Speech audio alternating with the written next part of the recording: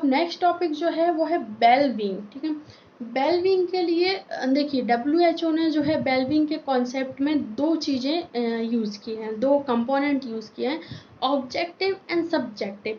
Objective में जो चीज़ें आती हैं वो मटीरियलिस्टिक होती हैं, मतलब क्या है कि एक चीज़ें एक चीज़ों से रिलेटेड रहेगा, लाइक एजुकेशनल जो है वो दोनों उसमें आता है, सब्जेक्टिव में भी आएगा और ऑब्जेक्टिव में भी आएगा, उसको हम बाद में देखते हैं, ठीक है। तो क्या है, education, income, occupational status, standard of housing, standard of sanitation, standard of nutrition, ये सब जो है ऑब्जेक्टिव चीज़ें होती हैं, ठीक है। देखो एजुकेशन कैसा है, वो पढ़ाई किस लेवल की कर रहा है, क्या कर रहा है, वो ये ऑब्जेक्टिव हो गया। उसकी इनकम कितनी है, अब पढ़ाई हो गई, इंसान कमा रहा है, वो उसकी इनकम किस तरीके की है, कितनी है, वो ऑक्यूपेशन, उसका काम कौन सा है, ठीक है, वो भी डिफाइंड होता है। एंड स्टैंडर्ड ऑफ हाउसिंग, उसका हाउस, घर, किसी का जो है बड़ा घर होता है, किसी का छोटा होता है। सैनिटेशन क्या है, वो स्वच्छता, उसकी जो साफ़ सफाई है वो किस तरीके का रखता है, हाइजीन मेंटेन करता है कि नहीं, ये सब स्टैंड ऑफ सैनिटेशन में आता है। स्टैंड ऑफ न्यूट्रिशन, वो उसका न्यूट्रिशन किस तरीके का है, फॉर एग्जांपल गांव में किस तरीके का न्यूट्रिशन मिलता है, शहर में किस तरीके का, दोनों जो है अलग अलग हैं। कुछ चीज़ें किसी को अच्छी उसमें मिलती हैं, कोई लाइक कोई नॉनवेज खाता है, कोई जो है वेजिटेरियन है, तो सबका न्यूट्रिशन जो है थोड़ा सा वेरी करेगा, ठीक है। तो इस तरीके से जो है ऑब्जेक्टिव कंपोनेंट्स जो है इसमें आ जाता है, ठीक है। तो सबका जो है इन सब में वेरी करता है, ठीक है, हर चीज़ जो है एक जैसी नहीं होती है सब इंसान की, ठीक है। जो सब्जेक्टिव चीज़ें हैं उसमें क्या आता है, हेल्थ, हैप्पीनेस, एजुकेशन, जैसा मैंने ऊपर बताया था कि एजुकेशन दोनों उसमें आता है, कंपोनेंट में आता है, सब्जेक्टिव में भी और ऑब्जेक्टिव में भी। क्योंकि एजुकेशन से पढ़ाई लिखाई नहीं होता है, ठीक है, ऊपर जो हमने देखा वो पढ़ाई लिखाई से हम कह सकते हैं, रिलेट कर सकते हैं, लेकिन एजुकेशन जो होता है वो सेल्फ एजुकेशन भी होता है, स्पिरिचुअल लेवल का एजुकेशन भी होता है, और अपने सराउंडिंग्स का एजुकेशन भी होता है। ऐसा नहीं है कि सिर्फ पढ़े लिखा ही व्यक्ति जो है चीज़ों को अच्छे से मतलब जो है समझता है, ऐसा नहीं है कि बिना पढ़ा लिखा इंसान जो है बेवकूफ़ होता है या दुनिया में रहने के लायक नहीं, ऐसा नहीं है ना। एजुकेशन हर तरह का होता है, ठीक है। तो हेल्थ उसकी हेल्थ किस तरीके की है, हैप्पीनेस, वो ज़रूरी नहीं है ना कि अमीर व्यक्ति ही जो है हेल्दी हो और गरीब जो है बीमार हो, इस तरीके का नहीं है। या अमीर व्यक्ति ही जिसके पास बड़ा घर है, जो बहुत सारे पैसे हैं, वही खुश हो और गरीब व्यक्ति दुखी हो, ऐसा ज़रूरी नहीं है ना। ऐसे एजुकेशन जो है वो भी, जो मैंने बात की, वो भी अलग अलग टाइप का होता है। एंड सोशली व्यक्ति किस तरीके का है, मतलब एक्टिव है, वो भी आता है।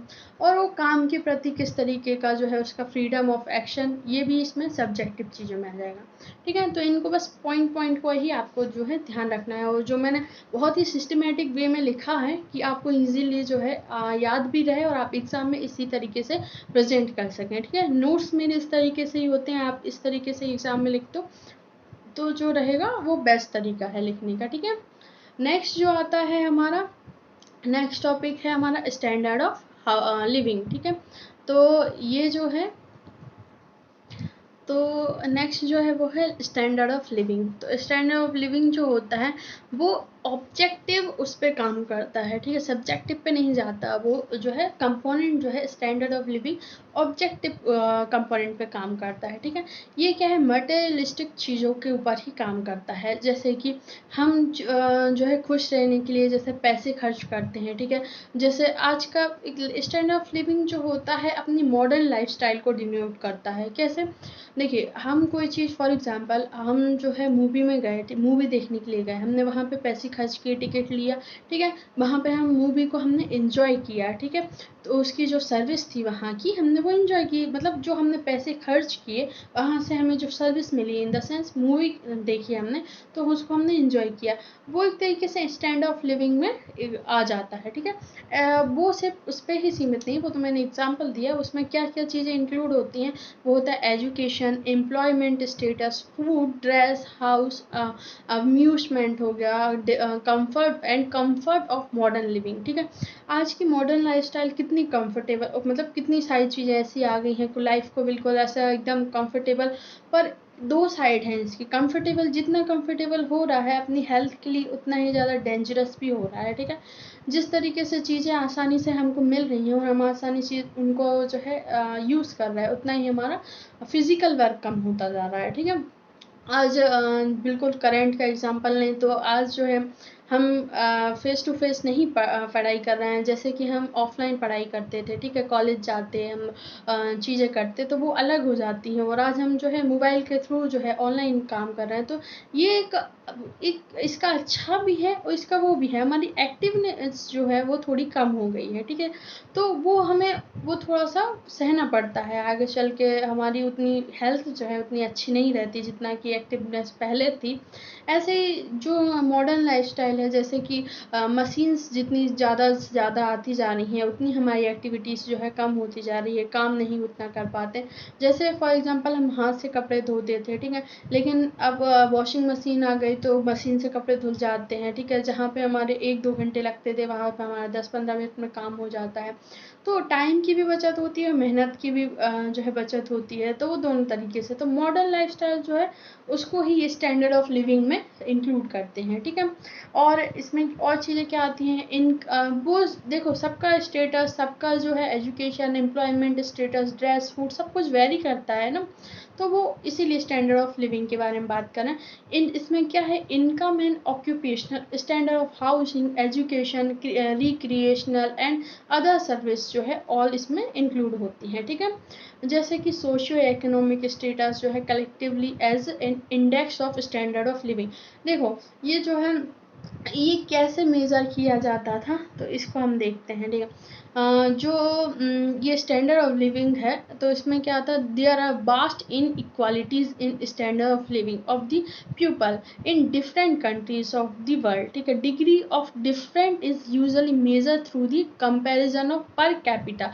ये एक फॉर्मूला होता है, मतलब पर कैपिटा जो जीएनपी क्या बोलते हैं इसको, ग्रॉस नेट प्रोडक्ट बोलते हैं, ठीक है। On which the standard of living primarily depends, ठीक है। तो हमें पता कैसे चलेगा कि हम मतलब कहाँ पे एक तरीके से स्टैंड कर रहे हैं, या किस तरीके से हमारे देश की या दूसरे देश की जो है स्टैंडर्ड कितना किसका हाई है। तो ये जो किस फॉर्मूले से पता चलता है, वो जीएनपी से पता चलता है, ठीक है, जिसको ग्रॉस नेट प्रोडक्ट बोलते हैं। लेकिन इसको पहले हम क्या बोलते थे, वो इम्पोर्टेंट है इसमें, इस पर दिखा। पहले हम लोग जीएनपी को जीएनआई, सॉरी, ये जीएनपी पहले यूज़ किया जाता था, आज के टाइम हमको जीएनआई बोलते हैं, ग्रॉस नेशनल इनकम, ठीक है। तो इसमें क्या होता है कि ये हम पूरी कंट्री का पता लगा सकते हैं, मतलब ये फॉर्मूले से हम क्या है, countries with a high per capita, जो जिसका ये जीएनपी ज़्यादा होता है हम उसको क्या मानते हैं कि ज़्यादा डेवलप्ड है वो कंट्री, ठीक है। मतलब उसके बाद इनकम एक तरीके से ज़्यादा है, उनका जो स्टैंडर्ड है उसका वो ज़्यादा है, तो उसको हम जो है पर कैपिटा जीएनपी से हम उसको कैलकुलेट करते हैं, ठीक है। तो आप इसको बस जस्ट इस स्टैंडर्ड ऑफ लिविंग में ये चीज़ आपको थोड़ा सा ध्यान रखनी है, ठीक है।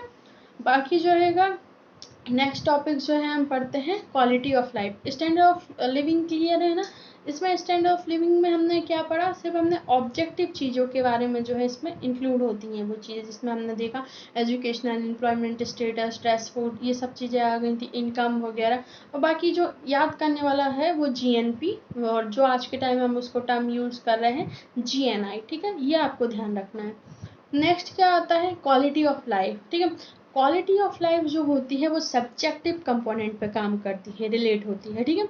तो जिसमें क्या आ जाता है हमें जो है combined physical, mental and social wellbeing, ठीक है। और क्या होता है इसमें एग्जांपल आता है, देखो 3 चीज़ें आपको ध्यान रखनी है, और 3 नहीं 4 चीज़ें आपको ध्यान रखनी है। देखो इसमें क्या होता है क्वालिटी ऑफ लाइफ के लिए, ये हम ऑब्जेक्टिव पे काम नहीं कर रहे हैं, मतलब बात नहीं कर रहे हैं, उससे रिलेट नहीं है। तो ये किस पे जाएगा, हैप्पीनेस, सेटिस्फैक्शन, ग्रेटिफिकेशन और ट्रस्ट, ठीक है, इस पे जाता है, ठीक है। मैं आपको मार्क कर देती हूँ। तो क्या है, हैप्पीनेस, ठीक है, सेटिस्फैक्शन जो है, और ये ट्रस्ट, इनको आपको जो है ध्यान रखना है, ठीक है। बाकी क्या है, डज द डिस्ट्रैक्शन क्या होता है इसमें, ग्रेटिफिकेशन। देखो हैप्पीनेस इंसान, जैसा मैंने पहले बताया कि जो इंसान के पास पैसे हैं ज़रूरी नहीं कि वही खुश रहेगा, ठीक है। और वो जो है अपनी चीज़ से सेटिस्फाई होना, जो चीज़ वो कर रहा है उससे सेटिस्फाई है कि नहीं है। और अगर जिसके पास पैसे हैं, अच्छा मतलब अच्छी पढ़ाई कर रहा है व्यक्ति, हर चीज़ उसके पास है, उसके बाद ग्रेटिट्यूड है कि नहीं टूवर्ड्स गॉड और टूवर्ड्स अदर्स, ठीक है। तो वो क्या है, ग्रेटिफिकेशन में आ जाता है, ठीक है। और ये जो है इसमें क्या है, concept of standard of living and quality of life, standard of living consisting objective criteria, ठीक है। तो हमने जैसा कि बात की थी ऊपर कि हमने जो स्टैंडर्ड ऑफ लिविंग जो था वो इसमें आता है ऑब्जेक्टिव में, क्राइटेरिया के ऊपर काम करता है। क्वालिटी ऑफ लाइफ जो होता है इस पे सब्जेक्टिव असेसमेंट पे काम करती है, ठीक है। इसके लिए क्वालिटी ऑफ लाइफ के लिए जो होते हैं एक वो यूज़ करते हैं, जैसा कि ऊपर हमने GNP और GNI देखा था, इसको जो है हम PQLI मतलब क्या है, physical quality of life index जो है उससे देखते हैं, ठीक है। इसके 3 इंडिकेशन होते हैं। इन्फेंट मोर्टेलिटी रेट मतलब बच्चा जो होता है मतलब 1 साल से पहले ही उसकी जो है मृत्यु हो जाती है। लाइफ एक्सपेक्टेंसी एट एज 1, ठीक है, मतलब क्या है, इंसान जो है कितने टाइम तक जिएगा, ठीक है, वो है। और लेथार्सी रेट, ठीक है, तो जो है मतलब जो बच्चा है मतलब एक मिड एज में रहेगा, तो ये 3 चीज़ें जो है क्वालिटी ऑफ लाइफ के उसमें इंडेक्स में हम देखते हैं, ठीक है। तो ये क्लियर हुआ आपको, ये टॉपिक जो है हमने सारे के सारे पढ़ लिए हैं। एक बार रिवाइज कर लेते हैं हम स्टार्टिंग से, ठीक है। तो कॉन्सेप्ट ऑफ हेल्थ देखा था हमने सबसे पहले, इसमें हमने डेफिनेशन सबसे पहले देखी, आपको क्लियर ही होगी, कंप्लीट फिजिकल एंड मेंटल और सोशल वेलबींग, ठीक है। और अब्सेंस ऑफ डिसीज ये देखा था, और उसी का एक अल्टरनेट जिसमें बोला था person who is healthy physically mentally socially, और स्पिरिचुअली उसको ऐड करा था एक वर्ड, और स्टेट ऑफ पॉजिटिव हेल्थ, ठीक है। और हाई इसको क्या बोला था, हाईएस्ट स्टैंडर्ड ऑफ लाइफ। उसके बाद हमने 3 डायमेंशन मैन देखे थे, फिजिकल मेंटल एंड सोशल। उसके बाद नॉन मेडिकल डायमेंशन में हमने कुछ और देखे थे यहाँ पर। उसके बाद हमने एक एक फिजिकल मेंटल एंड सोशल और स्पिरिचुअल हो गया, और इमोशनल और वोकेशनल, ये 6 डायमेंशन देख लिए थे। उसके बाद हमने वेलबींग देखा, जो कि 2 कंपोनेंट के ऊपर काम करता है, सब्जेक्ट जो है ऑब्जेक्टिव एंड सब्जेक्टिव, ठीक है।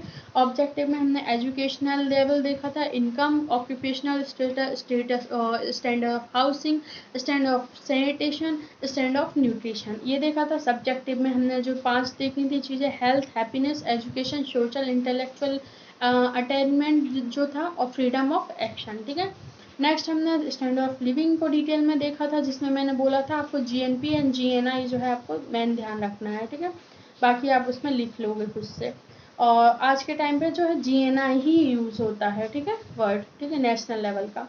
एंड क्वालिटी ऑफ लाइफ हमने लास्ट टॉपिक जो है वो देख लिया, ठीक है, जिसमें हमने इन्फेंट मोर्टेलिटी रेट और life expectancy at age 1 literacy rate जो है वो हमको ध्यान में रखना है, ठीक है। बाकी इनको डिटेल में हम जो रहेगा पेपर सेकंड के बारे में जब हम वो प्राइमरी हेल्थ केयर वगैरह देखेंगे, उस टाइम ये सब चीज़ों को डिटेल में देखेंगे, ठीक है। तो ये क्लियर है आज का टॉपिक।